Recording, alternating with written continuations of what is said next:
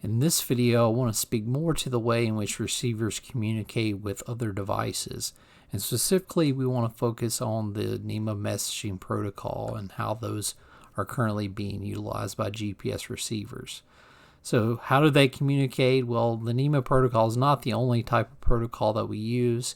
There are several different standard formats that we use for communicating different pieces of data related to GPS systems.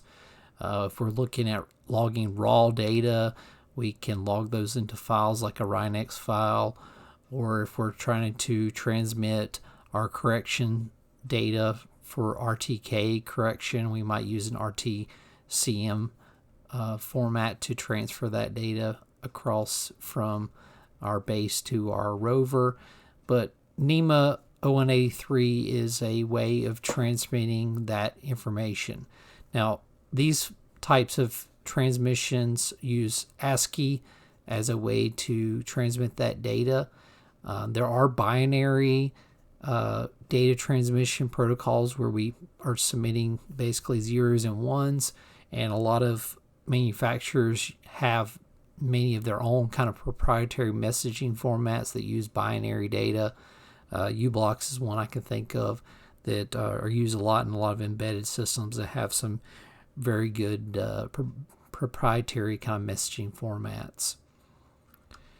But NMEA 0183 is one that we utilize and see a lot. If you open up any receiver that has the ability to output data, more than likely they have a NMEA option.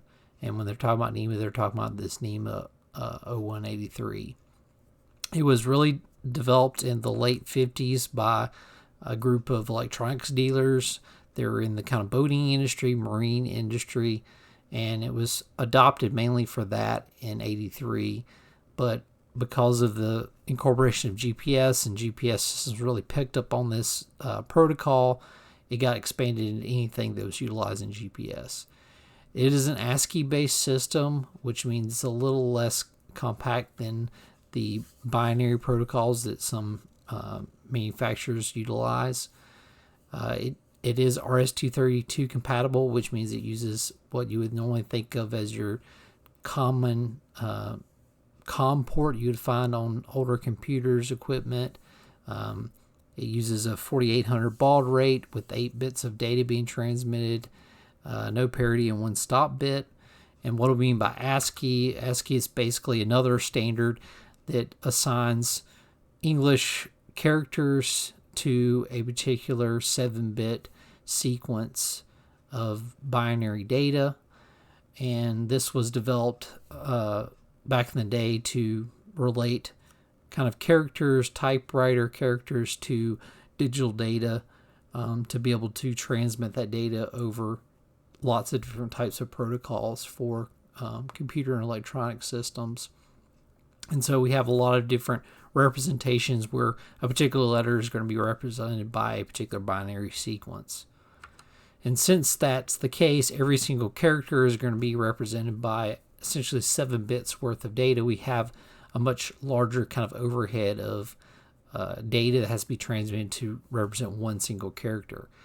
And the actual data we're sending out, say if we want to send out a GPS location, and we have every single thing in that data is going to have 7 bits associated with each character. Now, the NMEA protocol strings are what we think of as what's being transmitted.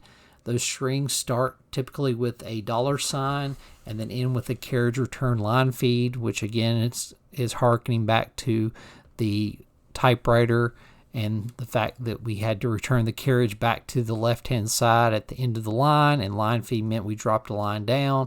Those are just characters that really don't have an English equivalent, but they have an action that was formed in that particular time period.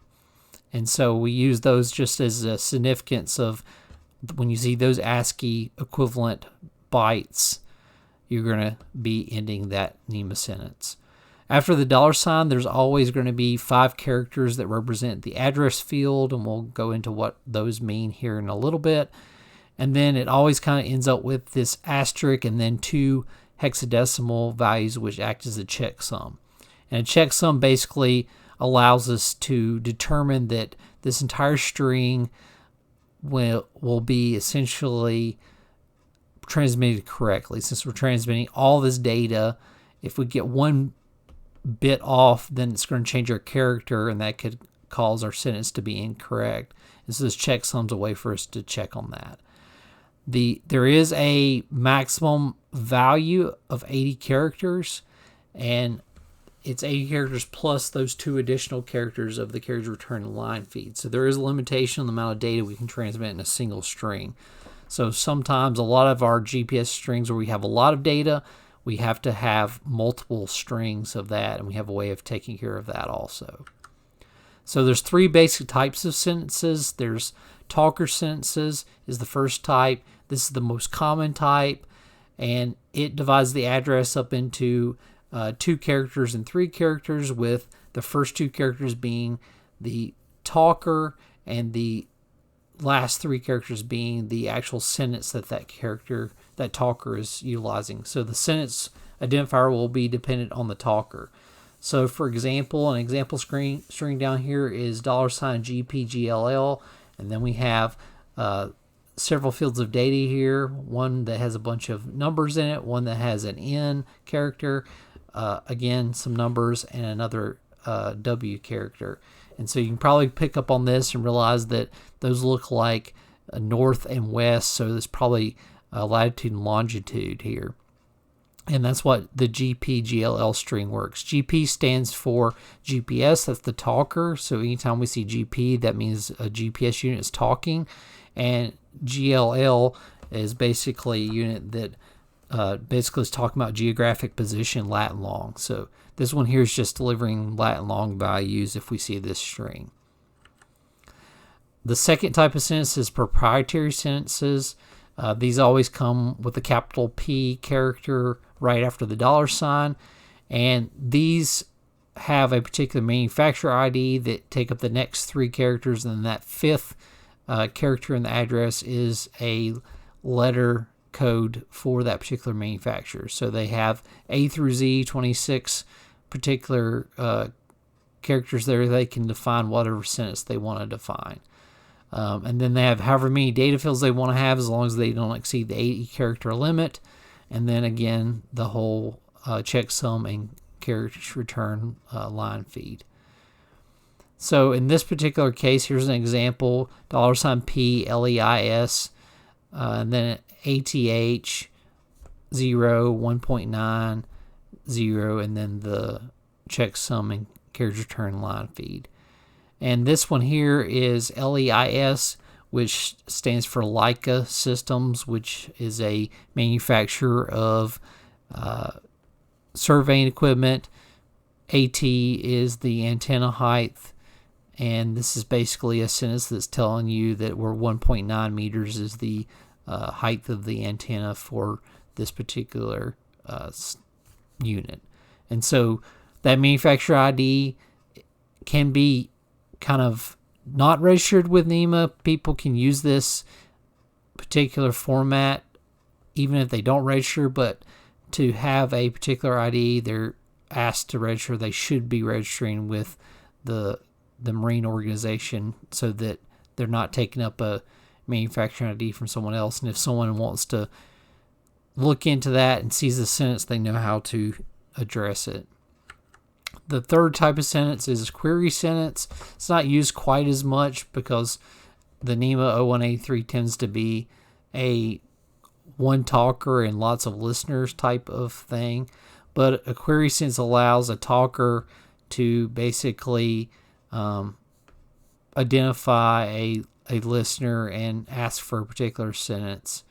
So here we have the first 2 being the talker identifier, the listener identifier, and a sentence identifier. So down here we have CC, GP, Q, and then GLL. So that last Q tells us that it's a query sentence, and basically a computer is asking the GPS for the GLL sentence code that we saw on the first slide. Here's some common NMEA sentences that we will find related to GPS systems. So all these are going to have GP. GP typically, the other thing that I will include here with all these sentences is that GP typically refers to the Navstar system, and there'll be other designations for the other types of GNSSs out there sometimes. So sometimes you'll see GP for all just general GPS systems. Some you'll see it for a different value for other ones. So the GGA sentence basically gives us our fixed data. We've already talked about the GLL sentence. GSA sentence gives us all of our DOP values that we talked about previously and how many active satellites we have. So if we have 12 active satellites, it gives us those names. The GSV gives us all the satellites in view, whether we are actually utilizing them or not. The RMC is the recommended minimum specs for all of our data. So this is kind of the minimum specs we would utilize in some type of navigation or whatever we're using it for. VTG basically just gives us ground speed and our course heading. So that might be important for something navigation-wise if we don't care about position, but we are trying to use it for speed. And we can get a lot of this information that we need for navigation really out of three sentences. If we have the GGA, the GLL, and the RMC values, we can do a pretty good job with a lot of programming as far as being able to know our heading, our location, and what we're doing there as far as our fixed data, what type of data we have, RTK or WAS or just autonomous. Some other sentences that aren't necessarily related to position, but there are some sentences like the ALM, which gives us our almanac data, our range residuals, our pseudorange noise statistics, receiver status, and then ZDA is one that gets pulled a lot if we're going to be using it for just GPS to be able to maintain time. We know GPS satellites have those very precise clocks, so sometimes we use GPS receivers specifically just to be able to synchronize our times, and so we can get the UTC times or the local date and time depending on what we're doing with that ZDA value.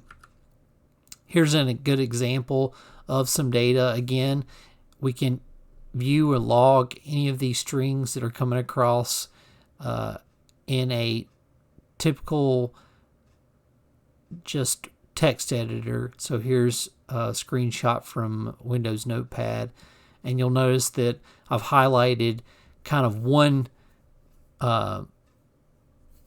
value or one set of values. So there are 6 strings here that are being transmitted, and these are being transmitted at some particular rate. So what I don't have in this particular log file is I don't have the rate at which these are being transmitted. But you can see that it's going to repeat, and so if we've got a receiver set up to transmit the strings at a 1 hertz value, then we'll see this RMC value come in every once per second, and same thing for each of the others. And so we'll be able to log that and determine our values and pull that.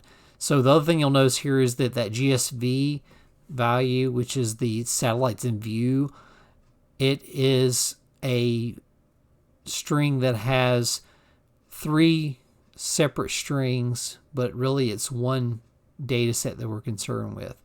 And so the first digit that you see there has a 3 after the GSV. That tells you that there's actually 3 strings they're going to have to combine, and then the next data value is 1, 2, and 3 for each of the 3 strings. That tells you string 1, string 2, and string 3, and then you've got a lot of the satellite information after that, and that kind of tells you where they are in the sky and lets you reconstruct some of those sky position maps that we're used to seeing on a lot of receivers. Now, I mentioned earlier that the NMEA 0183 protocol is kind of like a single talk or multiple listener. RS-232 standard is a standard for connecting devices together using a single wire transmission. And so there's not really any type of implementation of shielding. There's no data prioritization because it's intended to be just two people talking to each other. Now we can have multiples listening, but there's only one person actually transmitting or one device transmitting. And so typically it's for just a direct connection between the receiver and some computer that's maybe doing a lot of the navigation work or whatever it's happening. We're very much limited at a particular baud rate of 4800. So because of that, there was a need to shift and move in the world, especially as everything was moving towards in-vehicle networks. The NMEA 2000 protocol came out as a way to kind of add networking onto this older NMEA protocol. And so this NMEA 2000 protocol basically was built around the ISO architecture. And specifically, it was based on the ISO 11783 architecture, which is the standard ISO bus standard, which is used for ag equipment. And more specifically, they pulled parts 3 and 5, which are mainly the pieces related to the structure of the data and everything. And the good thing about ISOBUS is built on the J1939 automotive standard for CAN bus networks. And the big thing that NMEA 2000 did that was a little bit different is that they basically changed the physical layer of the protocol, because the intention of this being that the Marine Association was to utilize this on marine and boats and things like that. So we needed a little different physical layer than we would use in a tractor, for example, or a car. And so on the physical layer side of things, they set up kind of 3 different kind of cable sizing depending on what you were doing, the length of runs and the current capacity you needed. And so you had a light cable, a mid cable, and a heavy cable, and basically the wire gauge changed and the maximum length of the backbone. So at the light side, as long as we weren't exceeding 100 meters of our total transmission length, we were good to use that. If we needed the 250, that's where we had to go up to the heavier cables. And if we needed more current capacity for whatever we were also trying to run off of that, we'd have to go to the heavier cables. As far as the actual relationship of the twisted pairs, again, we have a CAN high and CAN low. Essentially, here it's called net low and net high. And then the net C and net S are basically our power and ground delivery, or our positive and our negative power leads. Each of those twisted pairs are shielded. Then the whole pair is shielded. And then we have a shield wire, or our drain wire here, that's then has a braided shield on top of that. So you can tell there's a lot of shielding on top of even the twisted wire pair. The connectors have a specific set of arrangement here, kind of a 5-pin arrangement, so that we have both of our twisted pairs and our shield, or that drain wire. They use an alignment key, and that's because these connectors are designed to be a watertight, screw-type connector. And so the idea here is that you could tee off with these connectors by inserting tees. And then again, we have our terminating resistors that we're used to seeing in a CAN network. And so we can power those pair of positive and negative power, and then we can have drops off to each of our devices that operate on this particular protocol. So that took something like this that was a nice big ship that had, all the different pieces of this. Not only are we looking at GPS when we're talking the Marine, but we're also talking about all of our different pieces, like our masts, our navigation lights, all of our control panels. If it's a larger ship, it might have 2 different helms, one above deck and one below deck. And we might have a lot of different control surfaces for controlling the ship itself. And as we shifted into the NMEA 2000, because just like all the other things in the terrestrial world, in the ag and off-road world, where we started adding CAN bus to things, we simplified our wiring quite a bit, and we're able to utilize a network that could handle all of this information and not have to run wires from a central computer to each individual device.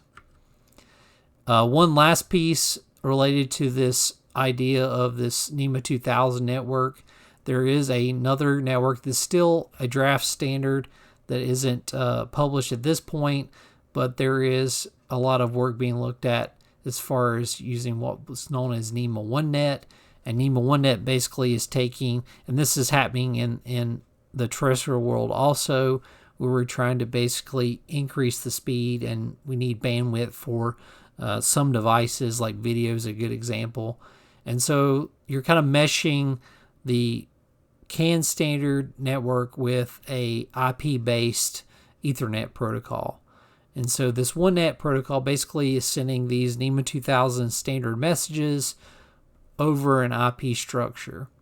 Now, in system critical stuff, we're going to still be utilizing the traditional NMEA 2000, but we're going to have gateways that are going to put us on this kind of IP-based network. The big advantages, of course, we get a huge speed upgrade because we're going to an Ethernet style, but we also have the fact that we don't have that timing or that discerning way in which we can determine when packets are going to be there and the time it takes from a packet to leave one node to get to another node or whatever it may be. Allows us to expand the number of devices, and this works great on things that don't really need to have those types of exact timings. And so on a traditional NMEA 2000, we're limited to 50 nodes, and so we can go to basically almost an unlimited number of nodes using the IPv6 protocol. Allows us to put other things like video on the network, but we're still utilizing that NMEA 2000 message database, which again is built off of the ISOBus and the J1939 standards.